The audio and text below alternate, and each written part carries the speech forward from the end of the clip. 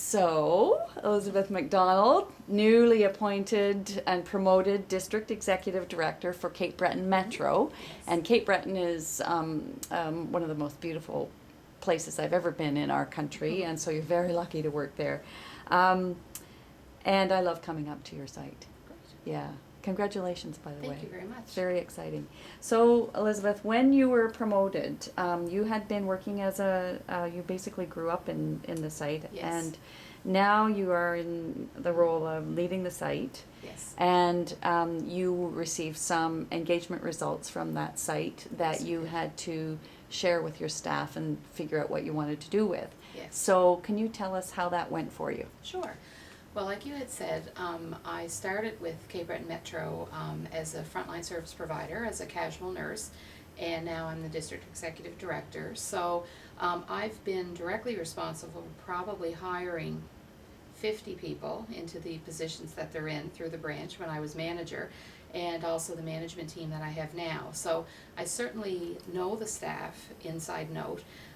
So getting the results from the engagement survey, I was really excited that our engagement was excellent at the staff level. Our engagement survey indicated that that our results were around 89% of staff were engaged, which was phenomenal. And but I knew that. I knew because I had such a close relationship with most of them. But some areas that were pointed out didn't really surprise me, but really made me relook at things, and just to make sure that I wanted to keep up the momentum and to make sure that we kept going and that we made improvements where we could. So two areas that we wanted to focus on was staff really felt that they wanted support on the road, and they also wanted there was some communication issues that they felt were very important. So my team and myself, we looked at that, and we came up with some strategies to work on to really look at those areas that through the survey we knew that we could work on a little bit. So you took some action. We took some action. And what specific things happened as a result of the action? Well, the biggest thing I think is that when we looked at the management team and we hired a manager who was our care and service manager, we looked at that from a pilot that was going on in Ontario, and I didn't want to hire the same level of management that we had in the past. We wanted to look at things a little different, and when I really wanted to focus on supporting the staff, supervision was one thing that I never had time to do very, very well. I tried, but some other things would always come up or get in the way.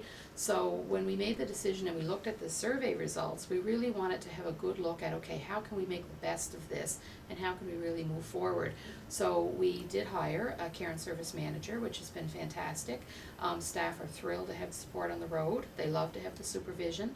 They love to have timely PDPs that are based on what they're doing at the bedside, as opposed to maybe being based on other tangibles, but not that bedside care which they take such pride in and they want people to acknowledge.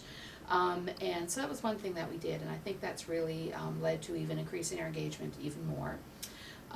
The other thing that we did was around communications. We hired some more admin staff who has really increased our communication around vacations and just general communication through the office, working on emailing, those types of things. And just by putting that extra support there, we've been able to really increase our communication amongst the whole team. So it really, I feel, getting comments back from staff, and I do elicit their comments all the time to make sure that we're going in the right direction. They said that they really feel that that communication, that increase, has really made them feel part of the team and really has made them understand how important they are to the organization. So just simple things, but it's worked very well for us. So one of the other really cool things was almost a revelation that you did. It was you took some action, and it was very brave action because historically the organization has had some challenges across functions, especially from nursing to the planning center. I heard a neat story about something that you had done. Can you share that? Sure. We had a complaint come through initially from a frontline service provider who had felt that communication had really broken down between herself and our corporate service center. So we went through all the normal things you go through. We listened to the message and we all had a meeting and those types of things. But what came out of that was a lot of frustration on the frontline service providers' part, just saying that they, really weren't sure their role in the organization anymore. They weren't sure, where VON was at this point, what, and really just a misconception, I think, about other people's roles that are so important. So what we decided to do was we offered, if this frontline service provider would like to go to Corporate Service Center and spend a day with our scheduling intake department, with some of the other departments of Corporate Service Center that really do impact the frontline service provider's life, but they don't know anything about it. So, and of course, getting to take a walk in someone else's shoes is always the best way to find out, okay, well, what are they, what's their role, what are they living with? So we sent the individual to Corporate Service Center. They had an awesome day. They spent the whole day with scheduling and intake and went through the different departments and met people and face-to-face. And it was just a really interesting time. Now, not everything was perfect and not everything was solved, and some of the issues, but that wasn't the intention. But the intention was to give both sides some empathy for what the other person is going through, what their roles are, and just how important communication and patience with each other can be.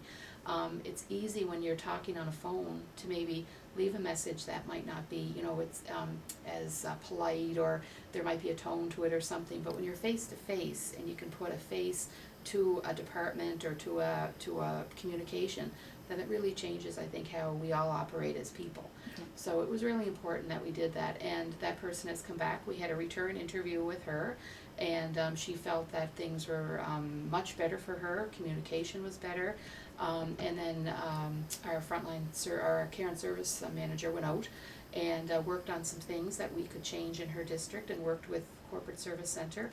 And I really think it brought that person back to a level of engagement, and she's a phenomenal LPN, and we didn't want to lose her over something that we really felt we could work and try and keep. And she has a long career, 18 years with the organization, so we just didn't want to give all of that up. So. Yeah, fantastic. So Yeah. do you feel that by taking that action, I mean, it's a fair amount of action that you took, Yes. you have increased this person's ability to engage and stay in the organization? Absolutely, and I feel now that she feels that she has a voice, and that she feels that someone's listening, and that she feels that she is important enough that somebody took the time to see how we could make things better for her.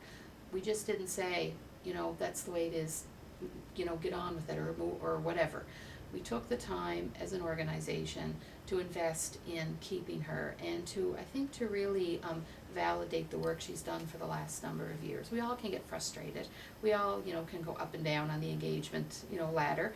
But I think it's important for her that somebody took the time to really listen and to make an improvement from it. So, knowing what you know now, how do you think that this action will impact the type of care that your clients are receiving from that person? Well, I think if you have an engaged staff member who's coming through your door, I always say to the staff that VON lives on the doorstep of Canadians. That's where it's that doorstep between service provider and client. If that interaction is skewed somehow, or people just aren't, for whatever reason, because we're human and we bring all kinds of emotions to work and those types of things, but if there's a disruption there, then that really can hurt the organization.